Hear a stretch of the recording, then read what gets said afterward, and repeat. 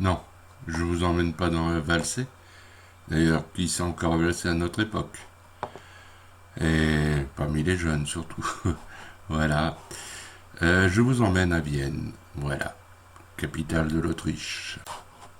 L'Autriche est un pays germanophone d'Europe centrale, caractérisé par des villages de montagne, une architecture baroque, une histoire impériale et des terrains alpins escarpés.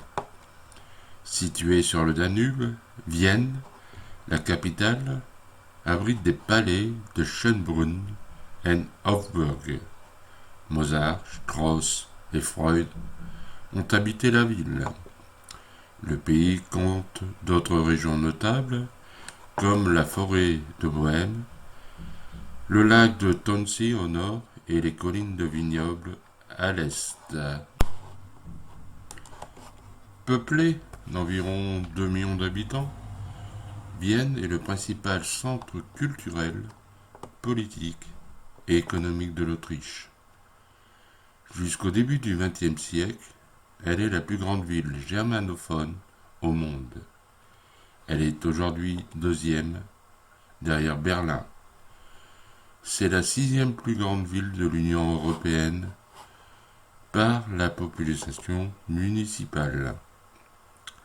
Vienne est un centre politique international important, notamment en raison de la neutralité autrichienne, puisqu'y siège l'OSCE, l'OPEP, donc OSCE, OSCE, OPEP, OPEP, et diverses agences de l'ONU, comme l'Agence internationale de l'énergie atomique, l'Office des Nations unies contre la drogue et le crime ou l'ONUDI.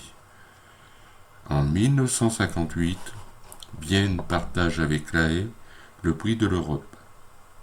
Par ailleurs, la ville a été le lieu de signature d'un grand nombre de conventions et traités internationaux.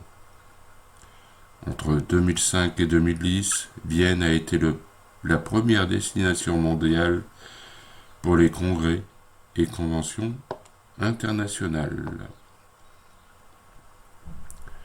Surnommée la ville des rêves parce que l'inventeur de la psychanalyse Sigmund Freud y résida, ou encore la ville de la musique en raison de l'influence considérable que la ville a eue dans le domaine de la musique, notamment à travers le classicisme viennois, Vienne accueille environ 6 millions de touristes chaque année.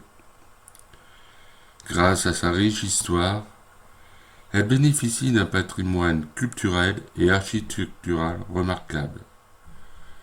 Depuis 2001, le centre historique de Vienne est passé au patrimoine mondial de l'UNESCO.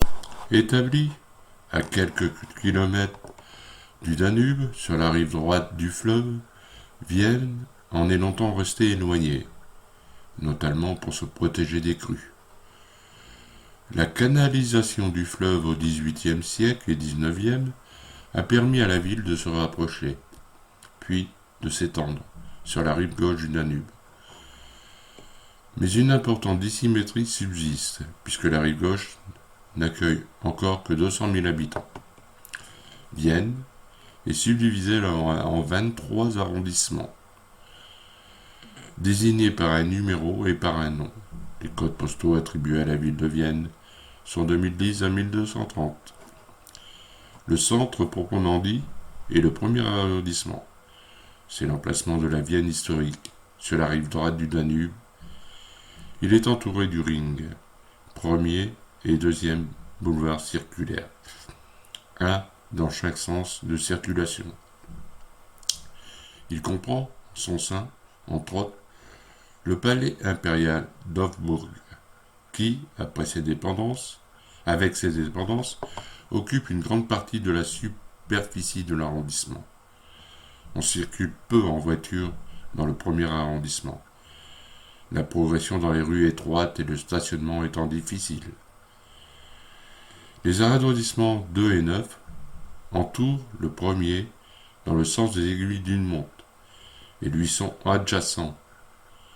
Ces arrondissements, tous densément peuplés, sont considérés comme le centre de la ville. Ils sont à l'extérieur du ring, mais entourés à l'ouest et au sud de la Gürtel, ceinture en allemand. Autre boulevard circulaire ouvert à la circulation dans les deux sens et surmonté par une grande partie par la ligne de métro aérien. Les autres arrondissements, 10 à 20, qui bordent Vienne à l'ouest et au sud, sont moins densément peuplés. Certains sont davantage avec des zones de bureaux, d'autres avec des zones résidentielles assez vertes. Le château de Schönburg occupe une grande partie du 13e arrondissement. Les derniers arrondissements, 21 et 22, plus récents, plus populaires, historiquement et beaucoup moins denses, sont sur une rive du Danube. La tendance actuelle est au développement de ces zones. De nombreuses habitations plus aérées et aisées sur les rives du fleuve sont en construction dans ces arrondissements. Vienne est une ville culturelle majeure dans un grand nombre de domaines, par son histoire très riche, sa situation géographique et politique. Elle est un carrefour majeur en Europe. Comme la monarchie autrichienne avait depuis des siècles abdiqué, ses ambitions politiques n'avaient remporté aucun succès. Éclatant sur les champs de bataille, l'orgueil patriotique avait tourné en volonté impérieuse de conquérir la suprématie artistique. L'apogée de la culture viennoise correspond au début du XXe siècle. C'est l'époque de certaines avancées majeures dans le domaine scientifique, invention de la psychanalyse avec Sigmund Freud, mais également d'un renouveau important dans le domaine des arts.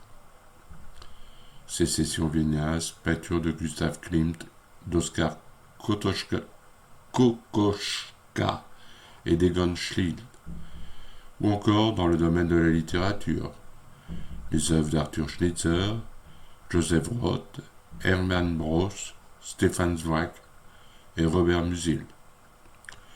La renommée culturelle internationale de Vienne repose surtout sur la vie musicale. Il existe peu d'autres villes dans lesquelles autant de compositeurs célèbres ont vécu.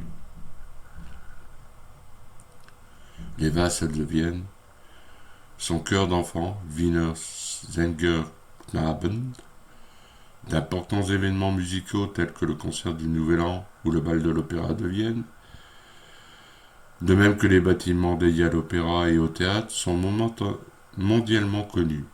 Vienne est également réputée pour sa cuisine et sa culture des cafés. En reconnaissance de la place capitale de Vienne, le congrès mondial d'espéranto s'est tenu 4 fois dans la ville. En 1924, 1936, 1970 et 1992. Les deux derniers congrès avaient respectivement pour thème l'espéranto, comme instrument de représentation internationale du monde. Et lorsque tombent les murs millénaires, l'Europe, maison commune. Vienne a longtemps été considérée comme la capitale mondiale de la musique. De nombreux compositeurs de renommée mondiale s'y sont succédés pendant des siècles, les plus connus étant dans la musique classique Christoph Willibald Gluck, Joseph Haydn, Antonio Salieri, Wolfgang Amadeus Mozart, Beethoven, suivi par Franz Schubert, Franz Liszt, Johannes Brahms, Johann Strauss, etc. Ainsi qu'au début du XXe siècle, les membres de la seconde école de Vienne, Arnold Schoenberg, Anton Webern, Alban Berg et Ernst Kleiner. Forte d'un patrimoine musical exceptionnel, Vienne dispose d'une très longue tradition dans le domaine de l'opéra et dans celui du théâtre. Les amateurs d'opéra bénéficient également d'une offre très riche. L'Opéra national et l'Opéra populaire proposent une offre variée, ce dernier en plus des représentations d'opéra, donnant aussi à voir des opérettes et des comédies musicales. Le théâtre sur la Vienne s'est distingué ces dernières années par de premières représentations de comédies musicales. La plus appréciée d'entre elles fut Élisabeth, qui fut ensuite traduite en plusieurs langues et jouée dans le monde entier. La maison dans laquelle Beethoven présenta Fidelio pour la première fois est depuis 2006 de nouveau consacrée uniquement à l'opéra. Les musées. La Hofburg abrite le musée de Sissi, les appartements de l'empereur et la chambre du trésor d'argent de la cour, où la couronne du Saint-Empire est exposée avec d'autres régalias. Directement à côté de la Hofburg se trouvent deux bâtiments identiques qui se font face.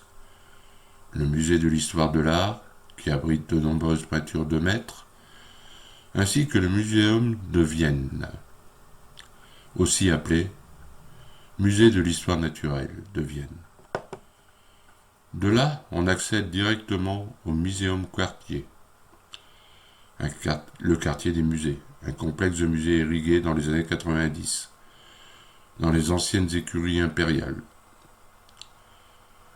Ce quartier abrite le musée d'art moderne de la Fondation Ludwig, où se trouve la plus grande collection du monde des peintures de Schiele et qui propose principalement des œuvres du style de la sécession viennoise, des œuvres modernes viennoises et de l'expressionnisme autrichien, plusieurs salles servant à des expositions temporaires. Voilà, le musée d'architecture moderne et contemporaine, ainsi que le quartier de la danse,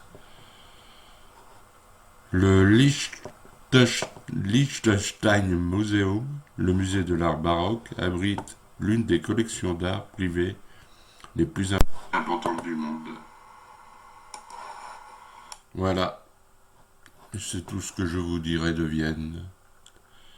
Vienne est une très belle ville et j'y retournerai au moment de Noël, par exemple, pour assister à leur fameux spectacle, à voir la neige en Autriche, pourquoi pas, aller en montagne en Autriche, pourquoi pas non aussi, mais j'y retournerai. Et surtout, j'irai pas valser, puisque je suis pas très bon danseur. Voilà. Un petit peu de musique pour terminer, les valses de Vienne. Un petit extrait, parce qu'on n'a pas le droit de mettre trop de musique qui ne nous appartiennent pas. Voilà. Bon voyage à tous, j'espère avoir été assez explicite dans la présentation de Vienne. Voilà, c'est pas évident. C'est très beau. Et allez-y. Les châteaux, les musées vous attendent et l'histoire de Vienne doit être vécue de près. Surtout, qui connaît pas si